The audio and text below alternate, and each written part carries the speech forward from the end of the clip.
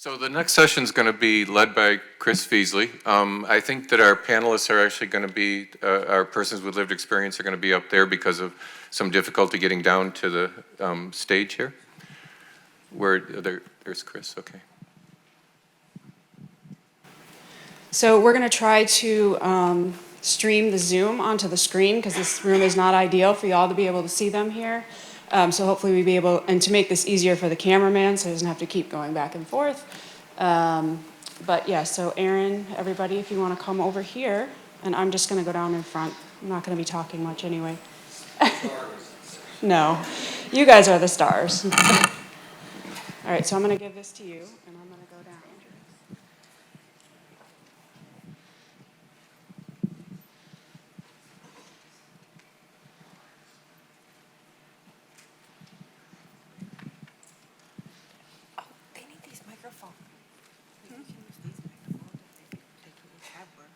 We can just pass it. I think that's fine. Do you all want your own microphone, or are you okay passing? I think we can share. We're a friendly group.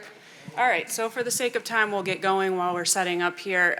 So it's really my honor to be part of this meeting. Thank you, Dan, and everyone else for inviting me and co-developing this together. And I'm just honored to be here with these amazing humans today. So briefly, if you could just introduce yourself and give us a little bit, a little tiny taste of your story and the conditions that you live with, and then we're going to go into our panel questions after that. Yeah, hi everyone. Welcome. Thanks for making time and space for us, even if the built environment does not. I'm Dr. Shanna Kattari. I use they, them pronouns. I'm an associate professor actually here at the University of Michigan at the School of Social Work and Department of Women and Gender Studies.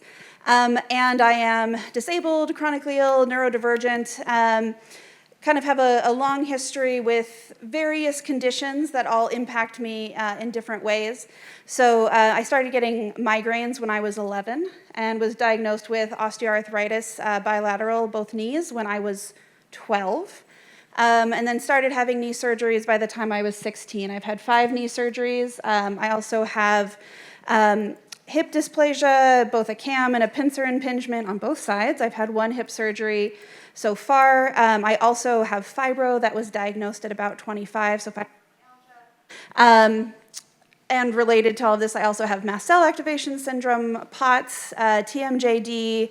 It kind of feels like Pokemon, gotta catch them all.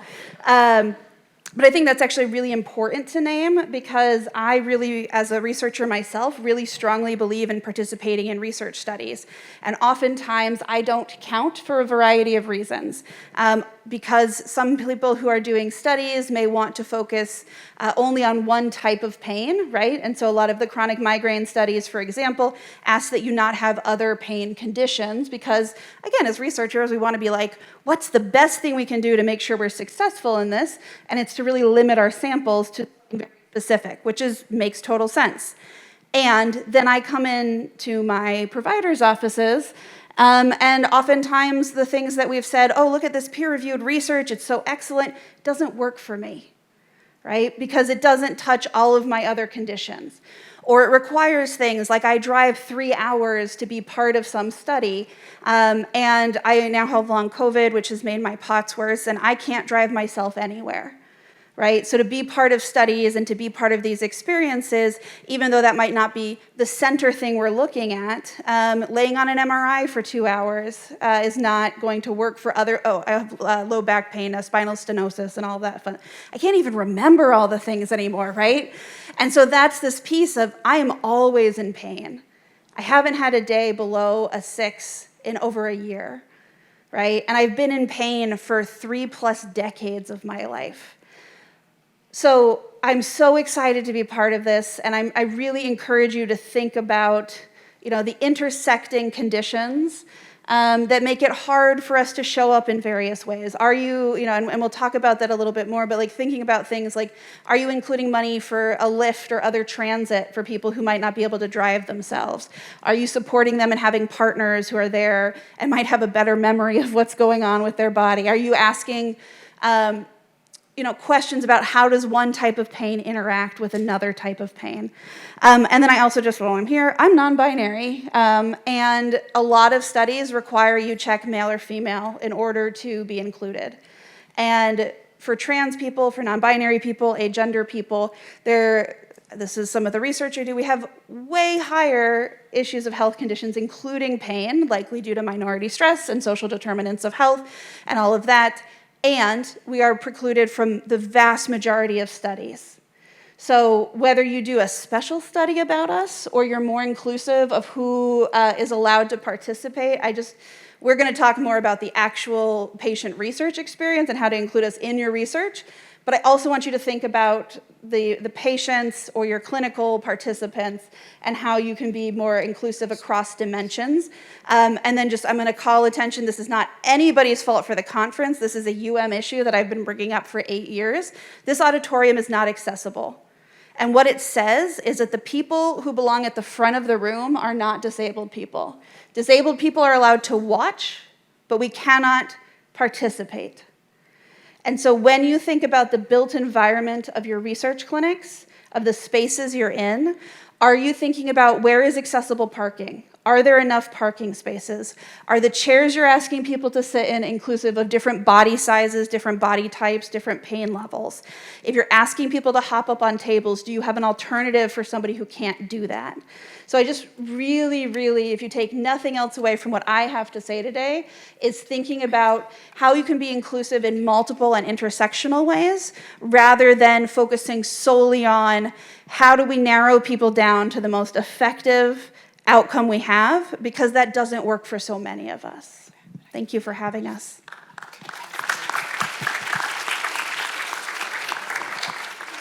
Hi everyone, my name is Aryn.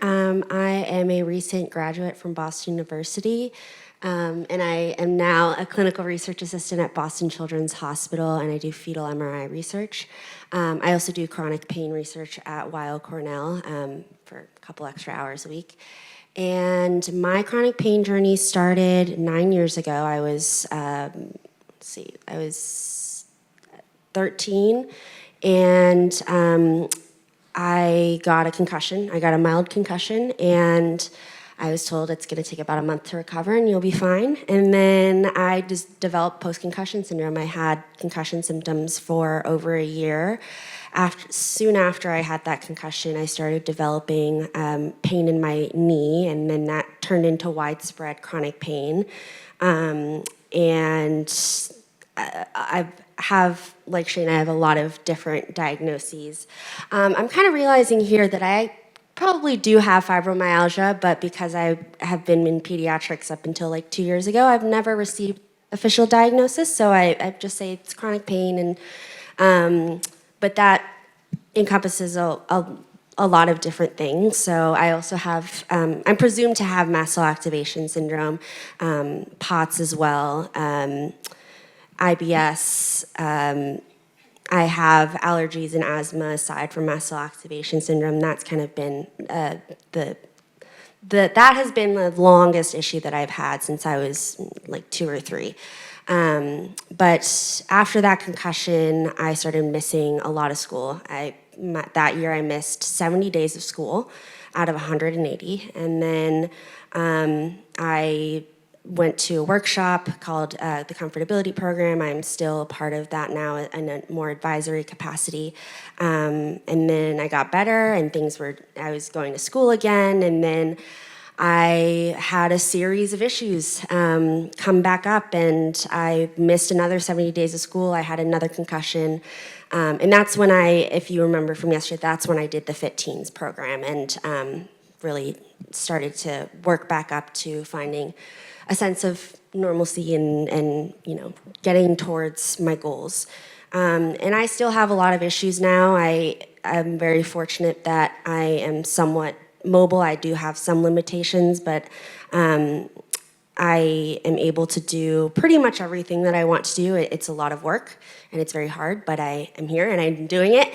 I've had 4 concussions at this point. I have lots of different issues that pop up all the time. I'm still very much dealing with chronic illness, and I am going to the doctor all the time. But I am really excited to be here and share my story and ultimately make it so that chronic pain research is more accessible for people with chronic pain.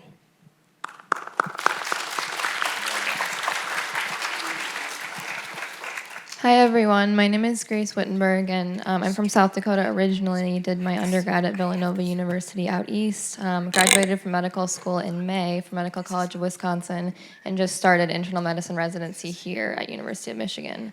My story kind of started back when I was in high school with various injuries playing tennis. And still currently don't really have a unifying diagnosis, but my understanding is this hypermobility that I deal with has resulted in a left and right labral repair of my hips, most recently in April, right before starting residency on the right side, and then unfortunately bilateral TMJ replacements. So I have joint replacements that happened. The first was at 20 years old, and the second at 24 years old. So sitting here before you now at 26 with two pretty big joint replacements, unfortunately, and various chronic pain that continues on from those and then from the other joint kind of pains and hypermobility that I have. But one of my passions is advocating for older adults and primary care specifically. So one of my, I guess, calls to action today and something I want to talk about is advocating for people with chronic pain and chronic just various medical conditions and how in the primary care realm we can best approach individuals with different abilities and individuals who have these different diagnoses, because I think oftentimes that primary care place needs to be the quarterback for all of these different conditions that people experience, and we don't necessarily have, whether it be the research for the screening tools or the research for the diagnostic kind of tests and then treatment for these individuals like myself, who's kind of been through different healthcare systems, and now as a physician myself, a resident, trying to navigate kind of on my own just the different pain experiences that I have. So I'm grateful to be here and to give my experience as a patient, but also as a clinician.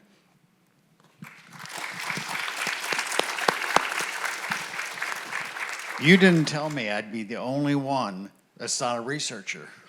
I thought you were going to say be the only man. Yeah, well, that's all right. Because a lot of times you are. I think you might do that on purpose. Yeah, that's what can I say? Good morning, everyone. I hope everybody had a good evening, and thanks, Dan, for the great party last night. I really appreciate it. It was a great chance to meet everybody and to network. My name is Tom Norris. I'm a medically retired lieutenant colonel from the Air Force. I served 23 years, and I've had chronic pain as a result of treatment for testicular cancer. I've had pain, like I said, 37 years. The first 10 years of my life with chronic pain were kind of lost.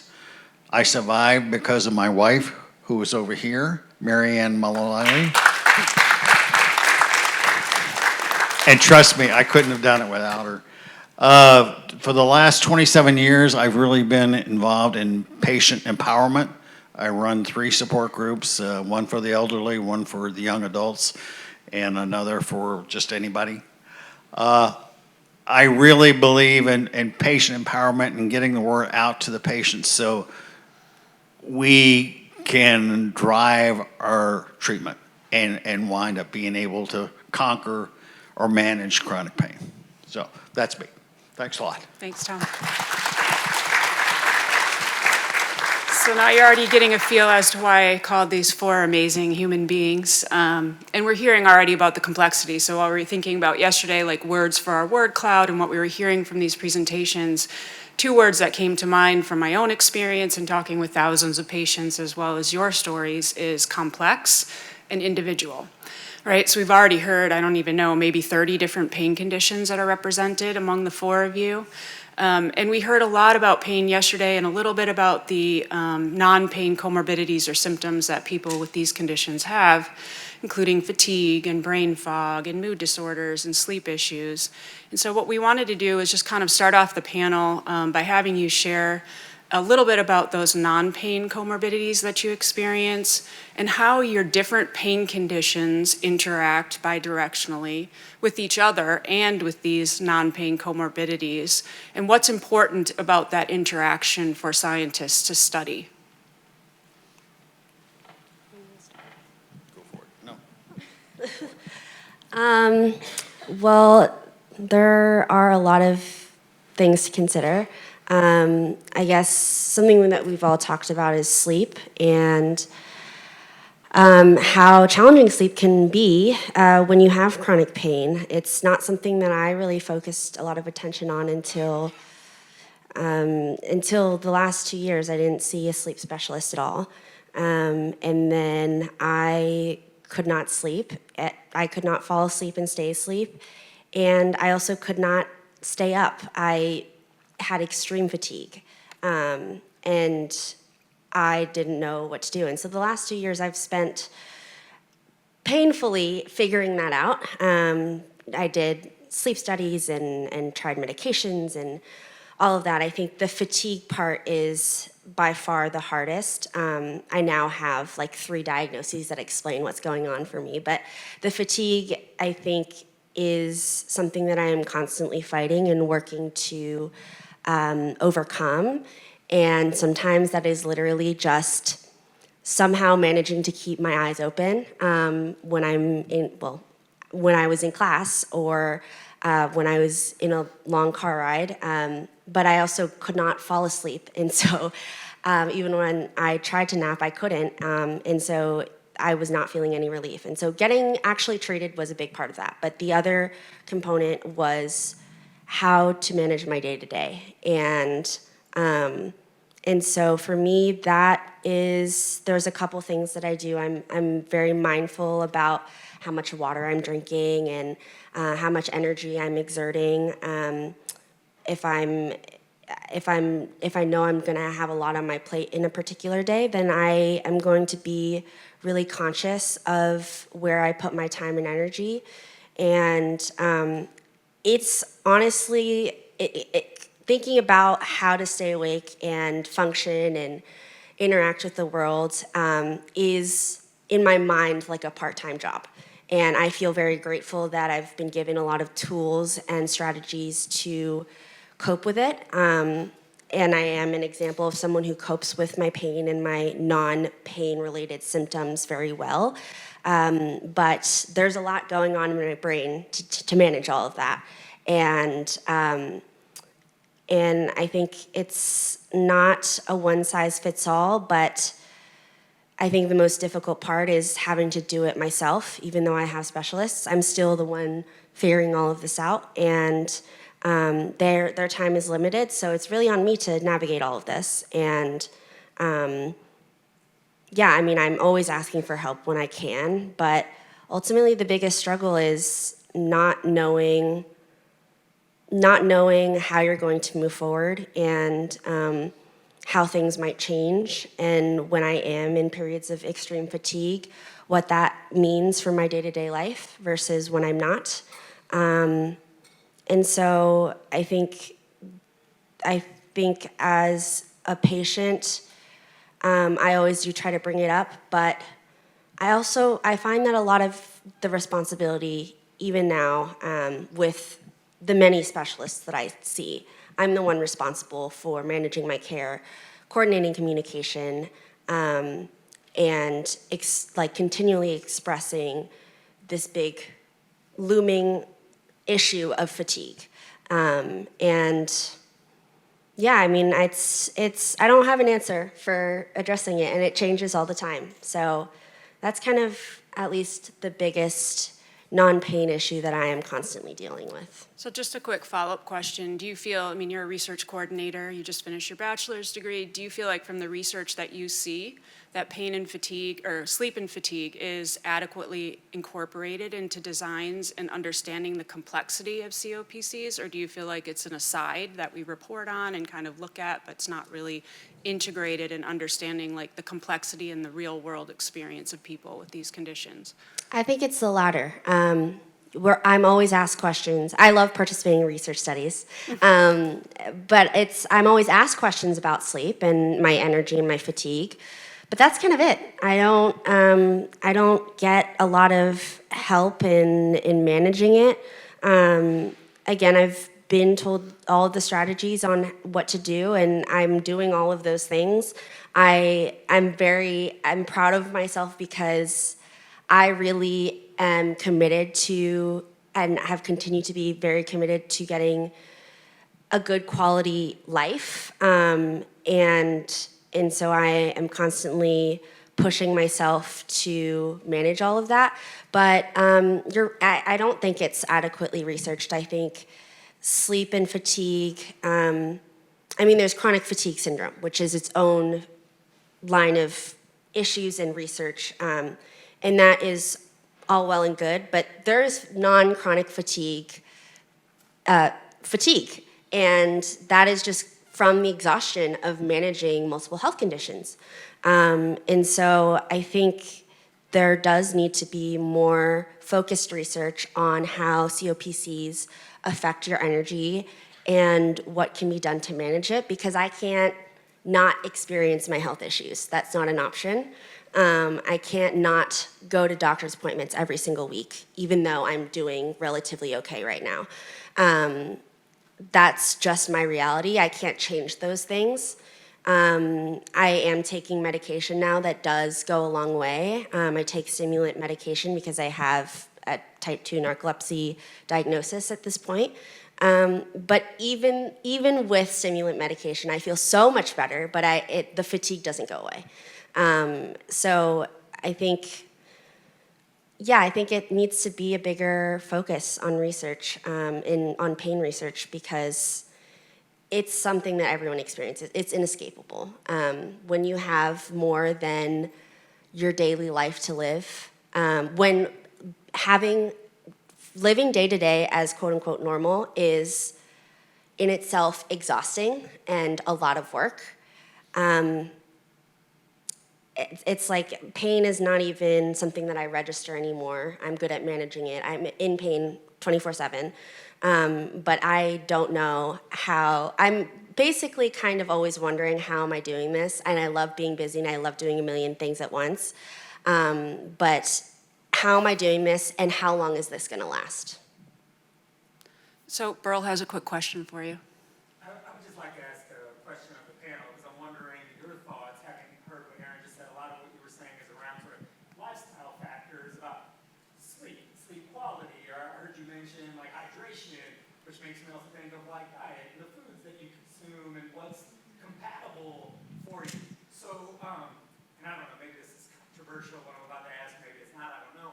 You hear a lot of talk from the professionals or the experts up here about we're trying to find a biomarker, or more recently a biosignature, so we can figure out what's going on across all these very heterogeneous COPCs, and then we can know better what to do for you, as opposed to is that a good use of time for us versus figuring out things around like these lifestyle factors that might be influential, such that we might be able to say, here's what you can do for yourself. What do you think? I think both are important. Long-term, understanding biomarkers is important because it'll give us more information on how to treat sleep issues and fatigue. But I think talking about like the 17-year gap, the research that is affecting people and improving lives more immediately is the research that is looking into those lifestyle factors, and others can chime in as well, but how people manage to live their day-to-day life with COPCs and with fatigue, because it is it's like running on a hamster wheel and not knowing when you're ever going to get off. And I'm incredibly grateful that I am so functional. I never take that for granted. But I think more time and energy does need to be devoted to the lifestyle and the exactly the battle for quality of life. So they're both valuable. It's just a matter of when that research is going to be affecting people. And I think if we want to close that gap between research and when it hits or when it gets to the people with chronic pain, we also need to be incorporating more of the research that is going to involve people and how they cope. Because coping, yes, diagnoses, titles, names, medications, those are all very important. But that's not always how people manage. And regardless of whether you're on medications, whether you have definitive diagnoses, you have to find a way to live. And yeah, I guess that's all I have to say. Anyone else?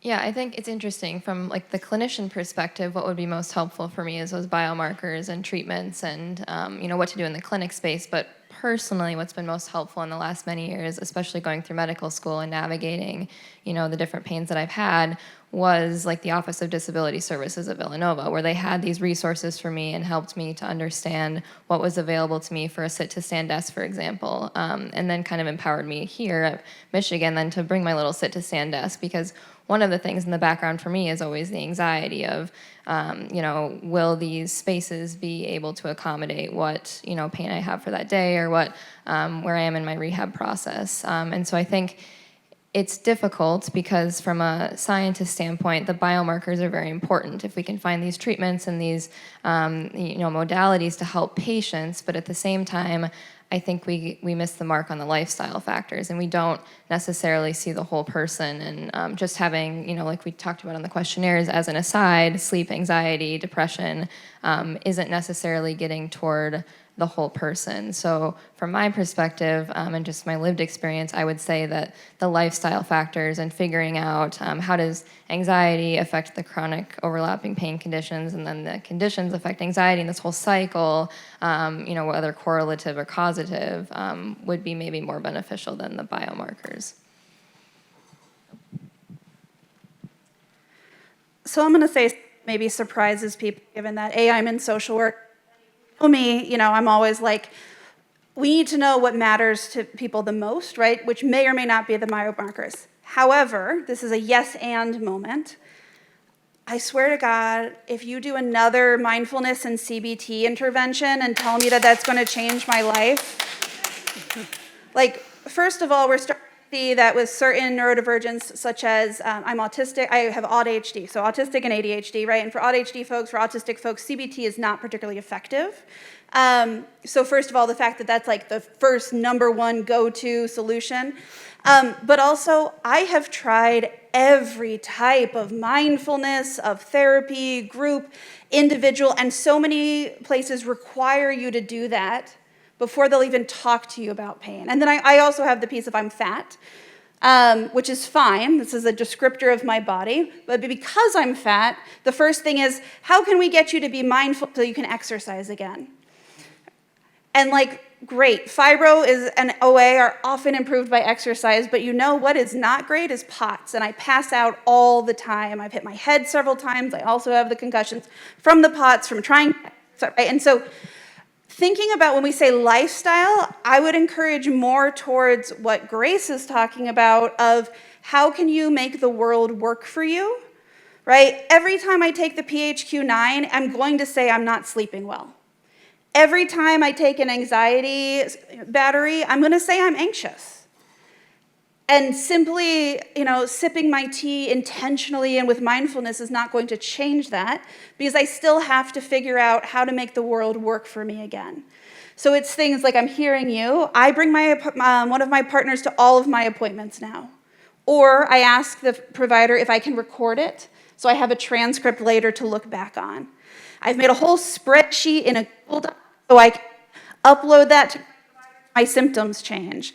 I have conversations with my providers about if this gets worse, how are we going to talk about that to my employer so I can continue my job? I wasn't here yesterday because I was here on Monday for the K-12 symposium. Shout out to Mark, my amazing mentee. He's a physical therapist, right? Physical therapy is often the first line of what are we going to do with pain. But I show up to talk about my knees, and as soon as we start doing something for my knees, my back hurts. Well, I have to go wait and see a specialist to get special spinal PT. So then I wait 6 months, I get into the spinal PT clinic, and I have a migraine the first day I'm supposed to go. I need help with managing those things. I need help with managing the fact that I am in bed with my legs up 18 to 24 hours a day, right? How can I engage in the world in a way that I still have a meaningful life, a life that I want to live, that also acknowledges the pain? I'm not going to conquer pain. We're not going to solve my pain. I don't expect that. what I do expect is instead of either focusing on the one intervention that we know, or like, yes, CBT or PT or all of these things, is providers and researchers to say, wow, we see this as impacting you. How can we help you navigate living with this condition or these conditions so that it doesn't take over your life in the way that it is? And so I would love to see kind of more of this bridging of the gap of like, yes, we need to know what these things are. And also, most of us know that drinking water is important at this point. So what else do we do? Do we learn, my therapist, who's also has chronic pain, was the first person who introduced me to liquid IV. Like, it's something simple, and I've been told to hydrate my whole life. But having something that has electrolytes is much more effective for me than just drinking 100 ounces of water a day. So really thinking about, how can we listen to patients and how can we build them pathways that have capacity building? So there are, patient worksheets where you can fill out all of your conditions and hand them to the provider so you don't have to spend quite as much time. There are case managers in hospitals, social work shout out, that can help you navigate all of your different appointments. But we don't always talk about that to patients because we are so set on either the biomarkers or creating another full-on intervention. And there's that space between of how do we live in the meantime. And I think that's most important for me because I have painsomnia, I have fatigue, I have depression and anxiety because there's inflammation in my body, but also because this world is ableist. It's not designed for people like me to live. So I know that's like a little soapbox, but that's my soapbox.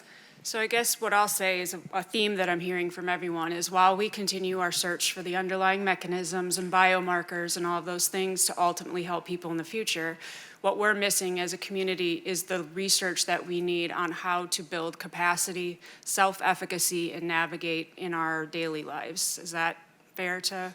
Okay, great. Tom, go ahead. You got it. Yeah, I was just going to try to echo everybody. I suffer from lower back pain, which is extended to both hips and legs and what have you. I experience fatigue to the point where I don't think that I truly rest at all. And it's, I'm a firm believer in naps, but I have to take a nap to be able to get the energy levels back up to be productive. And, to refer to Beryl's question, I'm a firm believer in biomarkers, but we got to bring in the whole person, how everything affects them, whether it's a humidity, whether it's a season, whether it's whatever, because we are fighting to be productive. We don't want to be the drain on society that everybody says, oh, we spent so much money on people with chronic pain. We collectively want to be effective and quality participants in everything that society does. So I ask that everybody think about incorporating people with lived experience in every bit of your research. Bring it down to what's really matters, because you're going to change lives. You may not be able to change our lives with the research, but you're going to change the future. And that, to me, is where we all have to focus. I mean, yes, we have to be able to say, okay, we can help you access, overcome stuff so you can be productive, both of you. But really, for me, we have to change the future. And it's in everybody's hands, every researcher, every person with pain. We all got to work together to improve science, to make it real. And I'll get off my soapbox. Yeah, so we're going to have an amazing talk in a few minutes on community engagement and partnering with people with lived experience in planning and conducting research. So one of the things I had asked all of you to think about was if you had one recommendation for researchers about the type of research that we need to do to better evaluate and study COPCs and the non-pain comorbidities, what would that be? I think when I'm hearing from Tom and knowing you as I do, that it would be to partner with people with lived experience to make sure they're informing your work. So I'll ask each of the rest of you to also provide that. I agree. Incorporating PWLEs into every stage of research is incredibly important, and there are so many people out there who want to help. They just don't know how, and they don't know how to reach out. I also think more research needs to be done on the external factors that affect your quality of life, socioeconomic status. Even geographic location where you live can really change how much access you have, and how much information you have in your proximity. Because I live in Boston, and Boston Children's Hospital happened to have an amazing pain clinic. Even though I'm still figuring things out, I got my set of tools really quickly.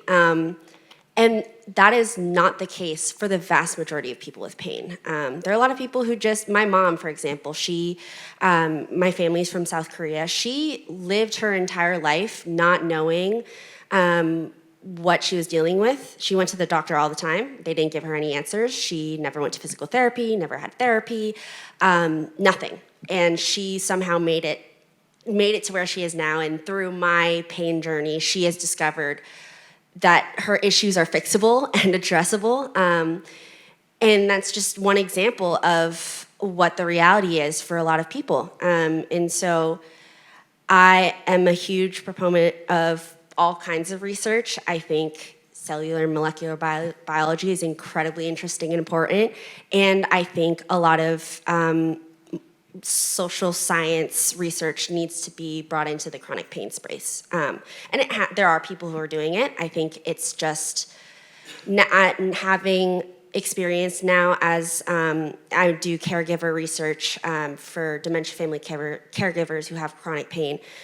We're struggling with funding issues, with support from our institution. We don't have the system that sets up an accessible study for our patients or for our participants. And that really sucks. Biomedical research is, again, incredibly important. And that is what most medical systems are set up to support. But if you want to do social research in the medical space, you're fighting a lot of obstacles to get there. So that's what I think is important. So I'm going to do a quick yes and then the thing so yes to including PWLEs, which is not people with pain, right? People whose, they're like people, right? It's disability. And what that also means is being flexible about how they can participate. Right? So having options where people can come in on Zoom if they can't come to a physical board, where if they come to a meeting, they can provide their commentary over email. Because we have, where this Mike and I are having a struggle. We have days where things are really challenging, and so we might not be able to show up in the way that we want, but that doesn't mean we're not interested and wanting to engage. The other piece is, and this is challenging, I've had and other things pulled, that we're navigating. I am, it's going in and I'm like eating this microphone. More sociodemographic data on your samples. And, again, you can ask people from the community what they want to know, but even if we're reporting to NIH using their very particular format, which, again, to be honest, is not trans-inclusive, and also doesn't include MENA, Middle Eastern and North African folks, you can still collect that data. You can still publish off that data. You can still collaborate with communities to say, I'm not even going to publish with this data, but what I am seeing is those of you that live in certain areas are having, different access to care or different levels of pain. Or interestingly, we're seeing that people who are trans are having XYZ, because that information is just as important to communities, and you can still get your NIH funding. and still do that community piece. They're not mutually exclusive. So, get scrappy with what you do and really listen to, we call it PWLE research in med spaces, and in social sciences, we call it community engaged research, which is, starting to trickle into this, and really thinking about how you engage people rather than using them as a cab to make a checkbox. So I guess a couple of things. Of course, I would love more research on the correlative versus causative anxiety to chronic overlapping pain syndrome, sleep, and all of these things, which I know are hard to measure objectively, but maybe something as an objective takeaway, like I addressed in the beginning, is trying to better understand these providers that we all kind of touch base with, whether it be the neurologist, the primary care provider, the physical therapist, and when we're doing demographics on our patients and our research studies, understanding who that quarterback is. So is it the primary care provider, or is there no one? And then from there, understanding provider perspectives on chronic pain, because I think unfortunately there is a big stigma, as we all know, with all of these overlapping disorders and in the medical setting. And how can we understand, once we know who the best touch point is, and maybe for different people it's a different person, but then as a person who loves qualitative research, understanding who that those providers are, and then what their perspectives are on these disorders, and how we can best serve them from a social work perspective or resource perspective, which, with the understanding that people in primary care are very, very, thin right now with resources and such. But just to understand that, I think we're lacking this cohesive unit in approaching care. What they said. Can I make one comment? I really want to. Sorry, this is really stepping over the bounds, but what's really come out of this conference is the solidification of my perception of researchers. My idea about a researcher, and this is from my personal opinion, from a person with chronic pain, was researchers were like the creations of Bugs Bunny, where a researcher wears a white coat, has thick glasses, works in the dark, they publish, they get paid, and then I gotta say, they do a poster that nobody can read, and then they go back and do it again. But what I've seen is, and I really wish I could see everybody, because I really want to connect with you. You guys have demonstrated a passion for your work. And I don't think your passion translates to people like me. I'm lucky. I'm blessed. I see your passion. Let us help you take your passion and make it more realistic. Make it really fit the needs of the people. You guys are great. I'm very honored to be among you, and I hope we all can work together. So, sorry.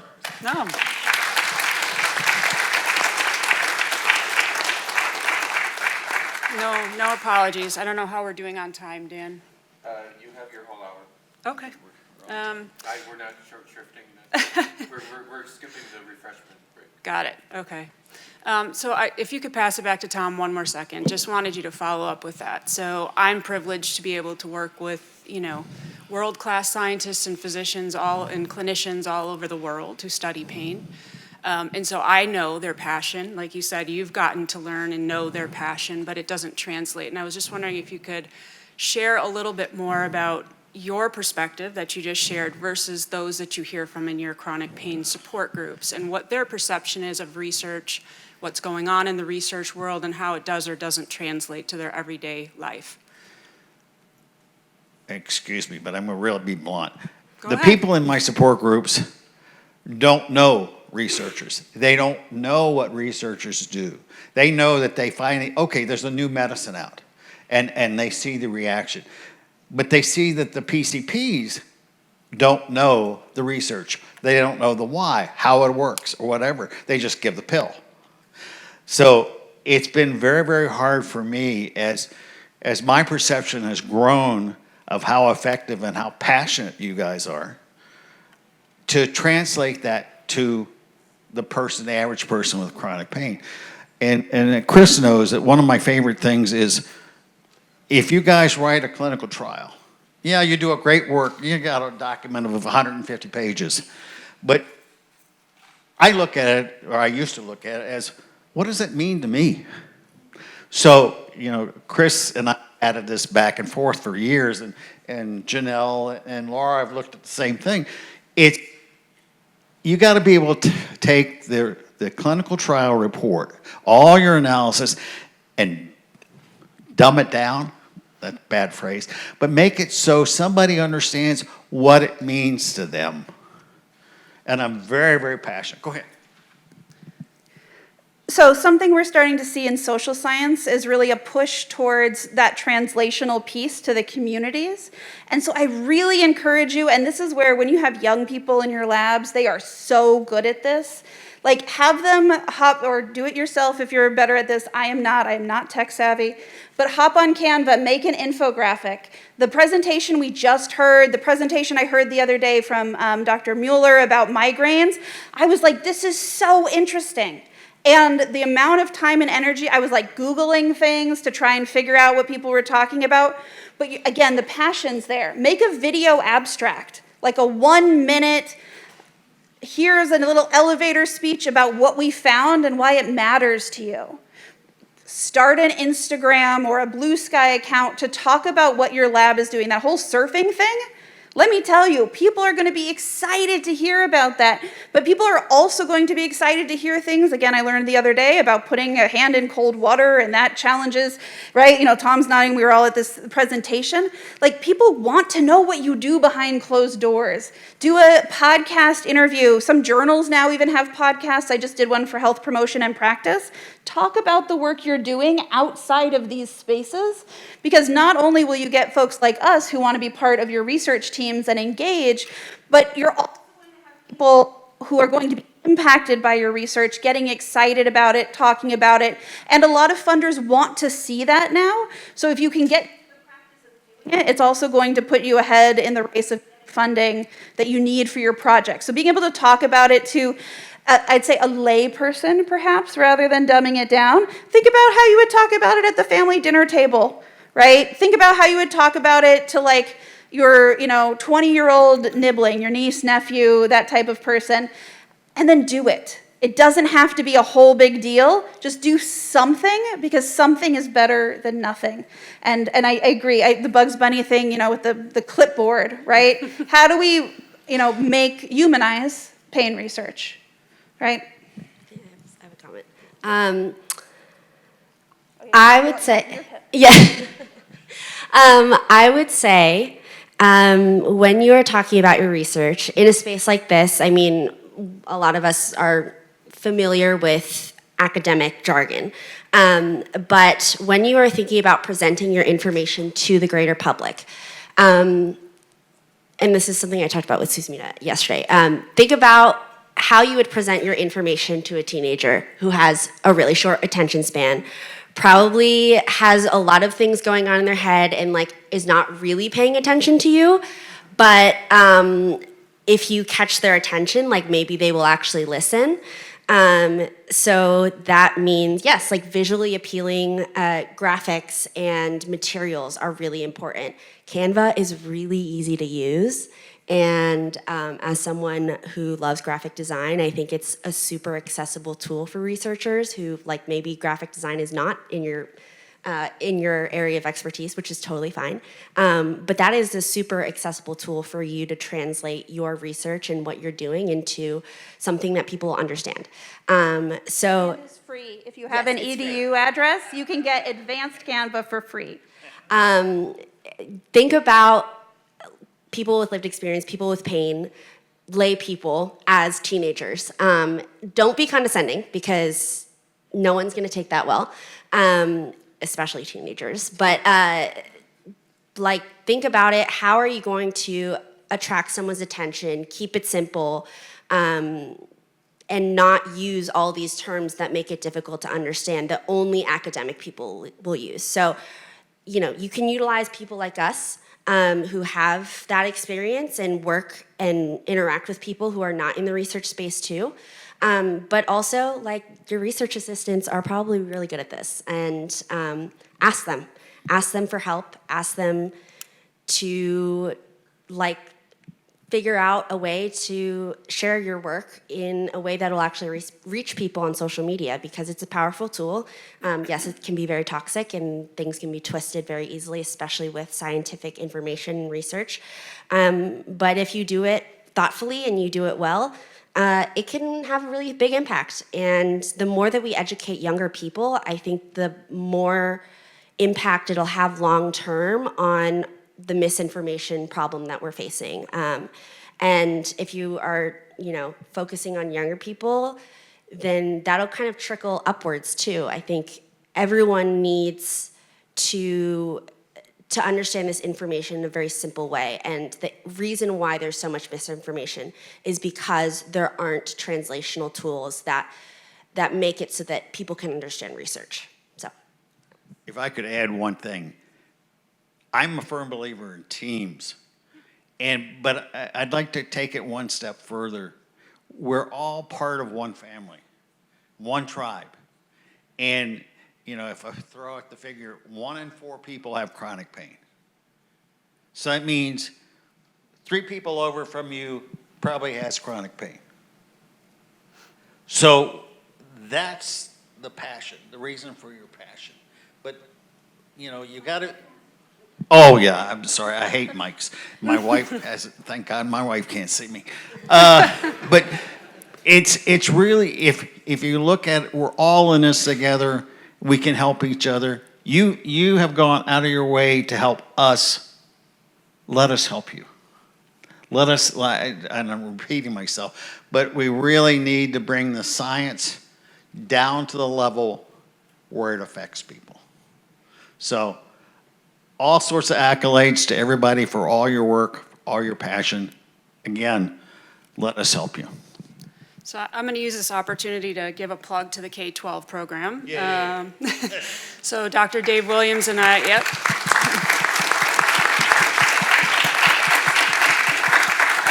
So we co-chair the PWLE Engagement Committee and work with the K-12 program, and Tom and Aryn and Shanna are all part of that. Hopefully Grace will have the bandwidth to be part of that in the future, but she's very busy.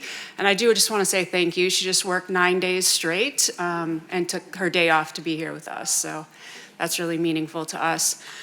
If you're wondering how to start, if you have never partnered with patients, reached out to communities, or done patient engagement in your work, we have a fabulous curriculum that we're developing, and it will soon be available online. So please reach out to us. We are trying to make those resources available. It doesn't have to be, just start somewhere. Start somewhere with a small step. So Stephanie had a question. Hi, Tom. I'm over here. I just wanted to comment on the last kind of topic that the panel was talking about scientific communication. So that's my job for 25 years. I've been a science communicator and translating what the researchers, I walk both sides of the line. But I'm translating it hopefully to make a difference for patients and other people. And I talk to a lot of people about this. This is my job, and I'm happy to help people do it and to translate at a level that's understandable. But what I always say, here's the question: what is the market? Where is my job? I'm happy to do it, and I know there's lots of really, really smart, highly trained people who want to do that job too, but primary care physicians don't have time. The system is not set up to where, and I hear Aryn just talking about put it on social media, which as we know is now like a morass of misinformation. And is that the only place to put it? Journalism is dying. I know it sounds pretty doom and gloom, but it is. Where does this information fit? And so I just want to throw that out there. I want all of you to be thinking about that. I'm happy to help you translate your research into information that people can understand. Where do they get it? Where do they look for it? Where is that market? Where does a chronic pain patient say, I need to understand what's going on, because it's not a real strong market in the economy right now, so just where does that come from? I just want to leave you with that. But thank you all for your input.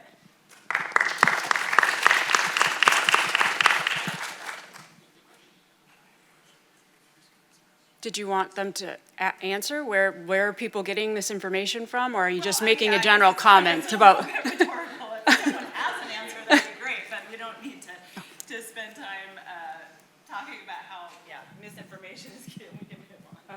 Sorry, I thought that was a question, not a statement. My understanding. I just wanted to say first, thank you so much for holding us accountable. It is possible in this field to be successful for decades and decades and never once help a single person who has chronic pain. That's not right, and it needs to change. Yes. And thank you for coming here and reminding us again that every single thing we do needs to eventually translate sooner rather than later to something that matters to chronic pain patients. I want to ask you specifically, are there forms of outreach that have been particularly successful for you, or are there ways that you've gotten feedback from researchers that you felt was really helpful that you could tell us all about right now so that we can start doing better? Yeah, that's a great articulation of my. Well, yes, I think people with lived experience do need to come to these conferences, and that also means that when you are giving a talk, you need to think about how you are making your language, your slides, the words that you say accessible. Posters. Yeah, posters, that too. But it needs to be understandable. But this is part of my job right now. There are ways to reach people. Community-based organizations, they are in contact with people every single day. And as researchers, we need to be contacting them, reaching out to those organizations. Word of mouth is really important, and the way that you kind of cultivate that, posters, flyers, in the waiting rooms, those are where that's where people are going to be, and when they're waiting, they're going to look around. And so are you putting explanatory material out there in those spaces? Newsletters, those are really effective tools. That's something that you can find through community-based organizations.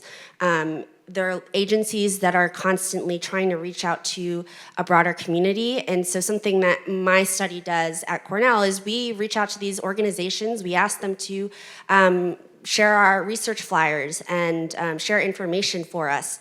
And also, like part of our research process is asking our participants, how do you receive information? And yes, it's not specific to the aims of our project, but it's just as important to us, and it's something we prioritize because we are trying to help people with chronic pain, and the only way to do that is to figure out where they are, where they're getting their information.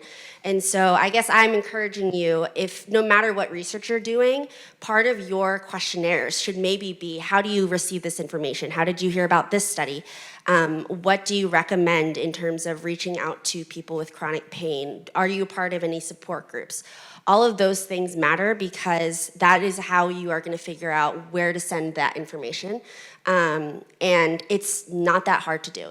You just add 1 or 2 questions, and you can still do all the research that you want to do. It doesn't cost you any extra money, but having that information will allow you to more effectively reach those communities.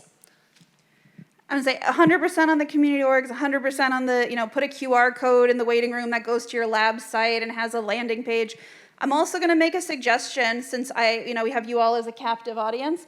What would it look like to have a plain language clearinghouse of pain research, right? By the URL, like painresearch.com or something. I mean, I don't know if that exists, but something of that ilk. And that's where you could have an infographic and then a link to your actual article. You could have a short video talk about something and a link to your article. And that could be a space where, as patients talk to one another, I run the Michigan Spoonies group. I used to run the Colorado Spoonies group. Pain people are in conversation all the time, whether it's about a specific condition, right? Migraineurs often talk to one another. People with, OA might be talking to each other and of that. So being able to say something as simple as like, oh yeah, check out pain research, in plainlanguage.com, and you can actually read the study I was just listening to. It might, again, it's not a ton of money. It's a good way that you could connect with one another. And it's also a great way where I think people with lived experience could get involved in helping, put something like that together. So I know we have some funders here, so just like low-key suggesting that. We'll also just mention real quick, Pain Research Forum hosted by the ISP, but I want everyone here to know that, and please go visit painresearchforum.org. It's a long story. We're not producing new journalism, but there is an archive section of news articles about research for patients on that, and we really would love to develop more PWLE relationships, training, communication training, all that kind of thing. So painresearchforum.org is one place. Awesome. Just another plug for the K-12. Yes, We just taught there's- on this on Monday. Oh, I'm sorry, Aryn. Yeah, there's two really quick things. First, the Purpose app. We are on there. Reach out to us. I also have to post. That's also on me. But there are people with lived experience who are on there, and that app is here for our community. Yes, thank you, Jacob, wherever you are. There you are. The other thing about social media. So, yes. Go talk to Jacob. He's great. The other thing about social media, it's very scary and it's a very awful place sometimes. But and there's so much misinformation. But what I would say is that the only way we can fight misinformation is by adding real information onto there. So even though social media sucks and it's scary and it's not very welcoming of scientific information, we can only fight misinformation by continuing to put our research out there, continue posting, and putting real, actual helpful information on those social media spaces, even if people are very negative, even if people are twisting it. We can't continue to let people who are misinformed take over those spaces. So yeah, that's what I. So Eden's been waiting super patiently to say something, and we're running out of time. So one last question or comment from Eden. Oh, thank you, Chris. You're Thank you. welcome. Thank you, guys. You guys are doing great representation. Whoop, whoop, keep it up. I just really, one of the things that I was thinking about was interdisciplinary collaboration. In particular, and I was thinking at first, neuroscientists can do research with rheumatologists, and it would be great. But what about other spaces in general, right? I'm hearing, from what I'm hearing from this panel, I work in the substance use disorder space. My research is on recovery capital. And they're doing this. I mean, everything we do, we incorporate lived experience, and we're making strides. So why not think about what are social scientists doing, and how are they connecting to their community? And so my question to you was, are there any other research that you've seen or heard of aside from the pains in this pain space that have helped you? And what does that look like? If you don't know, it's okay. I feel like I'm last minute here with that, but I'm just thinking about I'm trying to think of using shea butter as kind of a sunscreen. That to me is not something that I found out in the pain space, but it's research that's been done that I can use. So. I guess briefly, since we're running out of time, something that I've been involved in is quality improvement research in the long-term care setting. And so one of my research projects was on providers' perspectives on basically quality of life for those with dementia, and involving a complex kind of care model and patient-centered medical home. But I think in the space of older adults and transitions of care, there has been some research in terms of how do we bring all these providers together to care for these complex patients. But, I don't know, I guess, necessarily in the pain realm where that fits in. Yeah, Beryl, Eden, I'm sorry, I really can't answer the question, but I'm going to take the opportunity to add one more thing since we're running out of time. I'm a firm believer in taking advantage of work that's ongoing. And you ask how you can connect with people. I started out using advocacy organizations. Now, you've got advocacy organizations that deal with pain or fibromyalgia, they're disease specific. Reach out and contact those people. It won't cost you anything. It's a phone call or a Zoom call. But it might give you access to the PWLE experience. They'll know people that are in the trenches fighting the battle, and that could add to your research. That could be your first step. I hope that answers your question. So this is what's maybe not what you asked, Eden, but this is what is coming up for me, is the amount of community-generated knowledge is massive. And so things like I've had migraines since I was 11, and it wasn't until I was in my early 30s that someone was like, in addition to an ice pack, you might consider laying on a heating pad on your shoulders, which will help relax those muscles while you're working on the vasoconstriction, right? Like, I was like, oh, like, that makes total sense, but it had never occurred to me. When somebody gets a new disability or pain diagnosis and they find their community, we call the rest of us disability doulas, because we're helping people learn how to navigate that. And we're sharing everything from like what brand heating pad is the best. Or I've had POTS for years, and somebody a couple weeks ago was just like, how come you're not taking midodrine for that? Like, that will improve your life so much. And I had never, it didn't occur to my PCP, it didn't occur to my cardiologist. And then once I brought it up, they were like, oh, absolutely, I'll prescribe that today. But that knowledge came from my community, not necessarily from reading medical research. And sometimes it's both. Sometimes somebody shared something the other day about autism and pain, right? And it was a very traditional health sciences medical article, but it wasn't something I would have thought of to look for unless it came from our communities. And so I think that this is also something you get from the partnership piece, of whether you're plugging into support group spaces, networks, but even just asking people, like, what are some important things you've learned from your community about managing your pain? If you have a certain condition, what's been most effective for you? And it doesn't have to be medication. Tell us what you've learned. Maybe it is using shea butter. Cannabis-based oils, right, and rubs and salves are not in pain research generally now because it's not legal across the US, right? It's not FDA approved in any way, and it's something that a lot of people are saying, as I'm losing access to other types of pain management, using this topically is a way that I can kind of straddle that, not taking a substance, but using it in this way to manage my pain. And so, I think that that's just like indigenous knowledge has often been erased around health work.